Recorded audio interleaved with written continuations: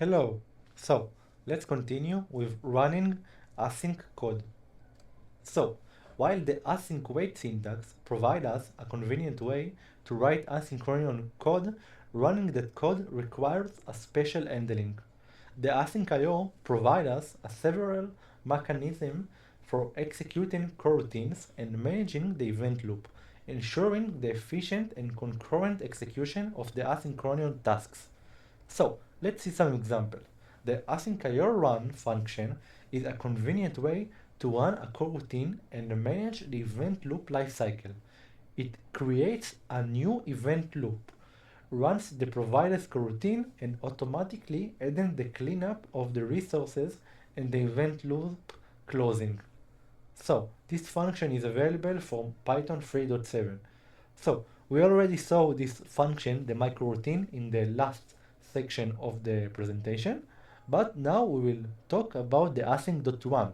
So as I already say, this manage the event loop lifecycle, and it create a new event loop, run the provided coroutine, and automatically handles the cleanup and the resources. Let's continue. Now, let's talk about creating and running an event loop. For more control over the event loop, you can use and create a new event loop using the async.io new event loop. The run until complete function, the run until complete method in the async.io in the loop of the async.io dot new event loop method is used to run the coroutine until it's completed. So it's important to probably close the event loop after running the coroutine to clean up the resources.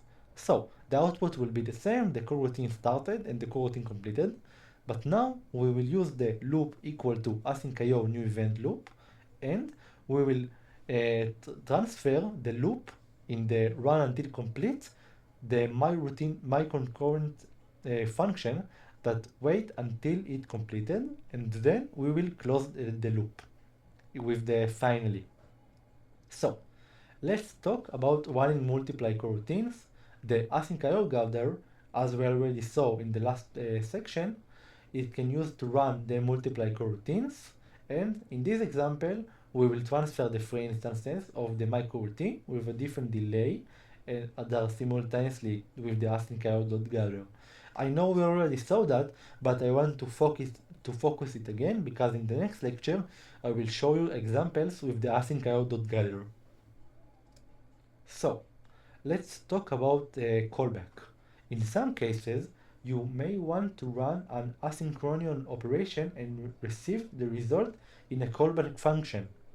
The async.io ensure future function schedules the coroutine for the execution and returns a future object. The add-done function callback on the future objects allow us to register a callback function and to be called with the coroutine completes.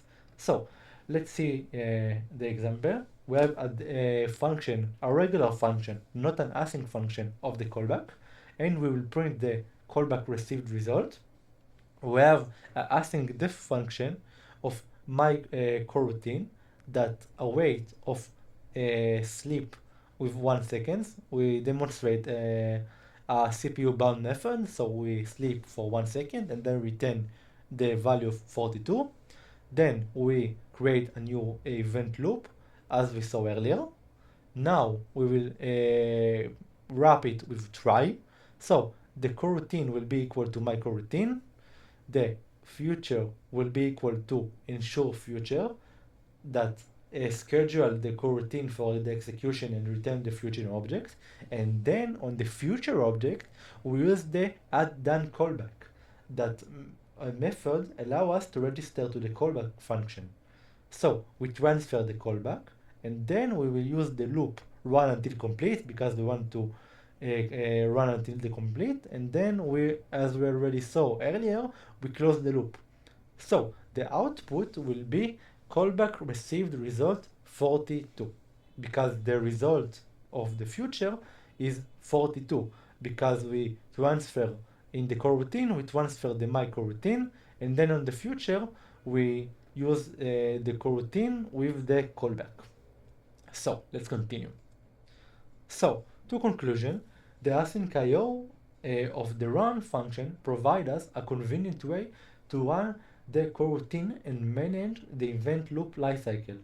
For one control, you can create a new event loop using the async IO new event loop and run the coroutine using the run until complete. But when I use the Python code with async.io, I usually don't use the new event loop. All the part of the wait and run, it's totally fine.